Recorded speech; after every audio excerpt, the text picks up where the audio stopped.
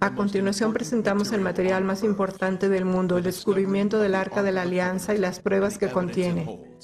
Si bien las fotografías de este hallazgo no se mostrarán hoy, sí tenemos el testimonio fiel de Ron Wyatt, cuya credibilidad se estableció a través de otros descubrimientos que ya hemos visto hasta ahora. El Señor usó al Señor Wyatt para encontrar los otros descubrimientos, por lo que podemos confiar en su testimonio con respecto a este. El más importante hallazgo en el tiempo señalado por Dios, todos vamos a ver este increíble descubrimiento. Este es Ron Wyatt y el Arca de la Alianza. Yo había tenido una experiencia poco común. El Señor me había ayudado a encontrar los restos del Arca de Noé. Él me ayudó a encontrar los restos de las partes de los carros de Egipto y las piezas de a caballo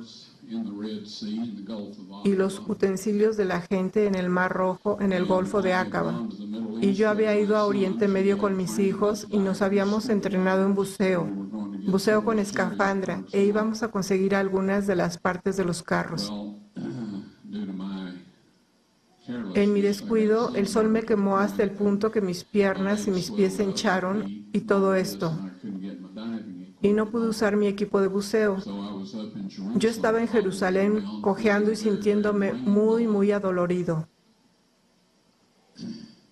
esperando que llegara la fecha de mi económico boleto de avión para que pudiéramos volar a casa. No teníamos el dinero para cambiar el boleto. Y durante este tiempo, yo estaba cojeando un poco alrededor de la ciudad. Un día conocí al arqueólogo que estaba a cargo de la zona de Jerusalén allí. Y no tengo idea de por qué debería estar hablando conmigo. Yo no lucía muy presentable y nos estábamos quedando a dormir vestidos en un albergue juvenil. Y estoy seguro de que no olía muy bien.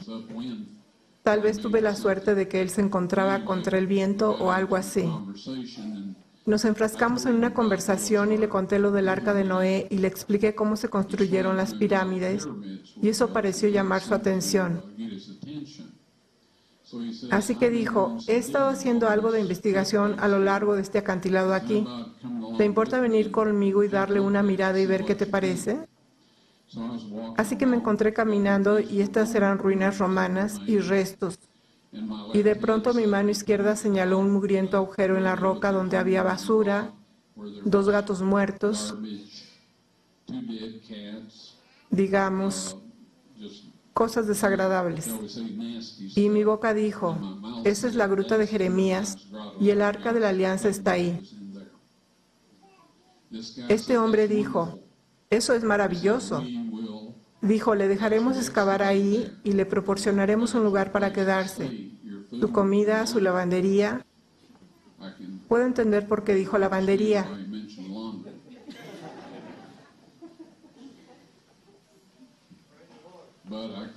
Pero yo no podía entender a una persona judía siendo tan generosa. Eso no es su naturaleza. Me quedé de piedra porque yo no había estado pensando en el Arca de la Alianza en lo absoluto. Ya sabe, estaba preguntándome por qué no habíamos sido capaces de obtener algunas ruedas de los carros. Saben, yo oro por todo. Lo hice en ese entonces también. Yo sabía que tenía que estar ahí, pero para lo que yo pensaba que tenía que estar ahí, no era para lo que tenía que estar ahí. De todos modos, la fecha de nuestro boleto de avión finalmente llegó y fue la mañana siguiente, después que tuvimos esta conversación, o después que tuve la conversación con este hombre. Así que le dije: eso está muy bien, regresaré y haré eso.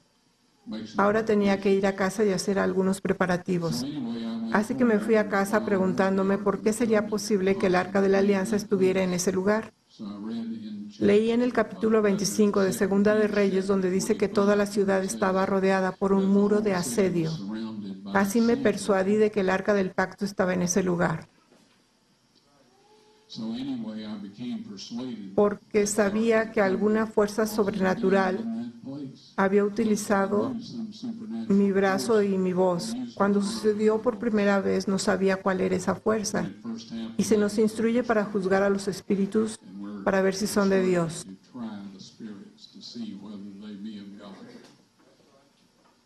No podemos jactarnos de nosotros mismos y decir cualquier cosa que venga de nuestra boca, porque yo oro que todo lo que hable sea de Dios.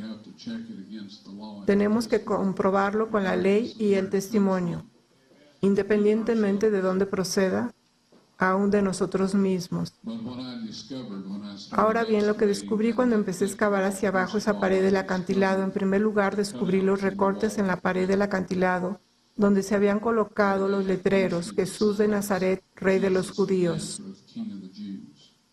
Encontré los agujeros de la cruz en un lugar que no tenía idea que estarían y que era en la base de ese acantilado. Por supuesto, ahora que los encontramos, nos dimos cuenta que ahí estaba el camino público de los que iban y venían por ahí, el lugar ideal para una crucifixión. Tenía que ser, de lo contrario, los romanos probablemente no lo habrían elegido. Ron Wyatt trabajó durante muchos años en la excavación del Arca del Pacto. Llevó a cabo su trabajo bajo un permiso expedido por la Autoridad de Antigüedades de Israel, pero el permiso no se hizo público debido a la naturaleza y la sensibilidad de la obra. Algunos críticos han dicho que ni siquiera trabajó en los terrenos de la zona de la tumba del jardín, pero como usted puede ver aquí, su presencia estaba bien establecida. A veces habría mucha gente ayudando con la excavación sobre el suelo y por debajo. Reconocemos que el libro de los Macabeos en los apócrifos no es un libro inspirado, pero puede tener alguna información histórica que podemos recoger. Aquí dice: ahí Jeremías encontró una caverna, metió en ella el arca, el toldo que la cubría y el altar del incienso, y luego tapó la entrada con piedras. Este lugar quedará secreto hasta que Dios tenga compasión de su pueblo disperso y lo reúna. Entonces el Señor mostrará de nuevo estos objetos. Segunda de Macabeos 2, del 5 al 8.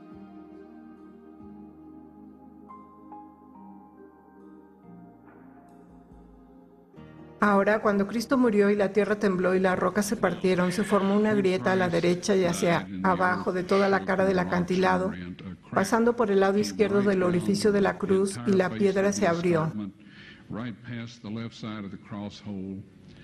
Allá abajo, por debajo de 20 pies, Dios había dispuesto que el Arca de la Alianza, con su asiento de la misericordia, imagínese, su trono terrenal, fuera colocado justo abajo, 600 años antes, en el 586 a.C., cuando el ejército de Babilonia destruyó la ciudad. Cuando el centurión metió la lanza en el vaso de Cristo y probablemente en el ventrículo izquierdo para asegurarse de que estaba muerto antes de darle el cuerpo a José de Arimatea, al retirar la lanza, las células separadas de color rojo sangre y el suero de la sangre del Hijo de Dios se derramaron, cayeron a través de esa grieta sobre el asiento de la misericordia. Y eso ratificó el antiguo y el nuevo pacto. Avancé en esta cámara que estaba impecable. El mobiliario fue establecido en perfecto orden. El Arca de la Alianza había sido colocada contra la pared, al final de la cueva. El final de la cueva era un hermoso cristal irradiando los colores del arco iris. Sé de la nueva era y de todos los que usan el arco iris. También lo hacen los homosexuales y otros, pero Dios lo usó por primera vez. Está alrededor de su trono y está alrededor de su trono terrenal. No hay velo en esta configuración, por lo tanto, es terrenal. Es el templo de Dios en la tierra o de su residencia donde una vez habitó. Cuando la encontré, había allí 4 jóvenes de pie y empecé a decir: ¿qué están haciendo aquí? Me quedé helado. No me podía mover, no podía respirar, no podía hacer nada. Uno de ellos dijo: somos los 4 ángeles que han estado cuidando el arca desde que Moisés puso las tablas de piedra en ella. y me indicaron que preparara mi videocámara con el tripié y la dirigiera hacia el Arca de la Alianza. Y se acercaron y levantaron el propiciatorio. No sé qué tan pesado sea. Nunca he tratado de levantarlo, pero es de oro macizo. Y el ángel dijo, saca las tablas de piedra de allí. Dios quiere que todos puedan verlas. Yo las saqué. Pusieron el asiento de la misericordia de nuevo sobre el Arca de la Alianza. Yo retrocedí un poco y el ángel vino y tomó las tablas de piedra y las puso en una saliente de roca dentro de la cámara. Y luego me dio instrucciones para tomar una muestra de sangre del asiento de la misericordia y hacerla analizar, y yo hice todo lo que el ángel me dijo que hiciera. Siendo breve, la sangre seca es sangre muerta.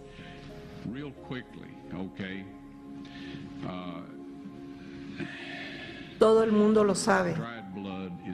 Se puede probar con la sangre de los faraones, las momias de los faraones. Hay ciertas cosas que pueden hacer, pero no pueden obtener el número de cromosomas por cualquier método que yo conozco. Las cosas van cambiando y yo no pretendo saberlo todo. Sin embargo, sé que no hay manera de que pueda conseguir un conteo de cromosomas de sangre muerta. Usted puede obtener un ADN y algunas otras cosas, pero no un estudio cromosómico. Esto se hace en glóbulos blancos vivos. En primer lugar, para este análisis, llevé la sangre a un laboratorio de Israel.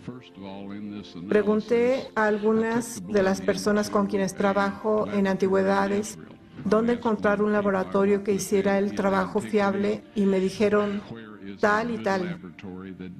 La llevé.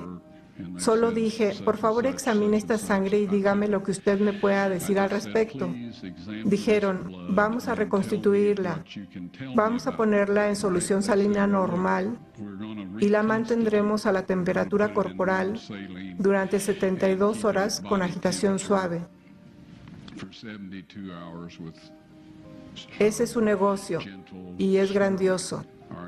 Dije, ahora quiero estar ahí cuando la chequen, y dijeron, está bien.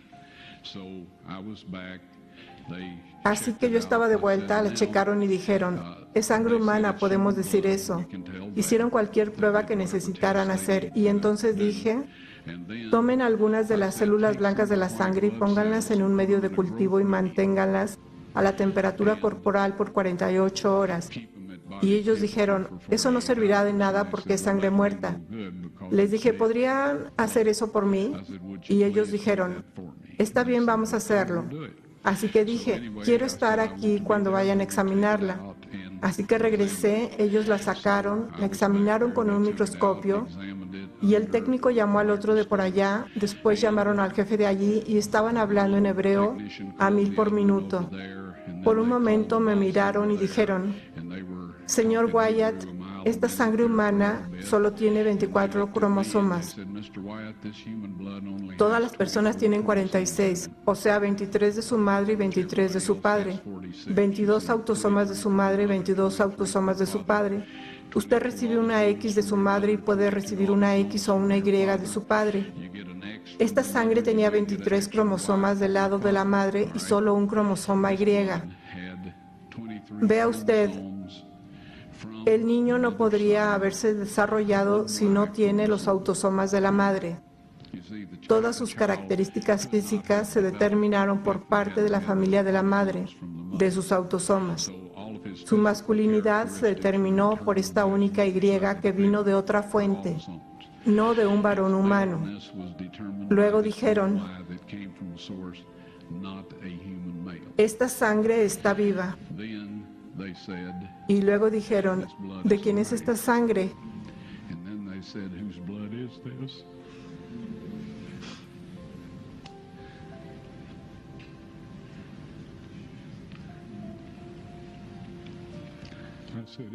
Les dije, esta es la sangre de su Mesías.